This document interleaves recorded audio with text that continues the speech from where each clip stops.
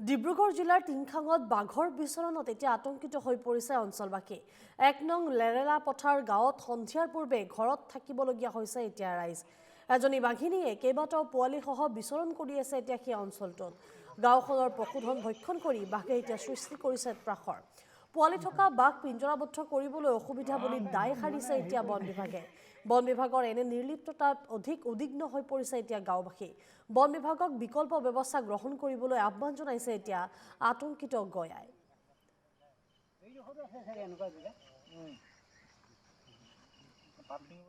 আমাৰ প্ৰায় আজি এমাহ 20 দিনমান হৈছে বাঘৰ আতংক আমাৰ এই ওচৰৰ অঞ্চলবিলাকত। বিশেষকৈ মানে আমাৰ ইয়াৰ বাহনিখনত বা আপোনাৰ আমাৰ ওচৰে পাজৰে ধাননি পথাৰত মানে বাঘৰ মুক্ত বিচৰণ হৈ আছে। প্ৰায় হয়তো 2-3টামান পোৱালিও আছে নেকি। আজিৰ পৰা প্ৰায় ছাগলী, গৰু এনেধৰণে আমাৰ গোহালিৰ পৰা ধৰি মেলি বাঘে লৈ গৈছে। তাৰপৰা যোৱা নিশা আমি নিজ চকুৰে দেখিছোঁ আমাৰ ঘৰৰ বাৰীখনৰ জেৰুৱা জাপ মাৰি পিনি মানে অন্য বাৰী এখনলৈ গৈছে।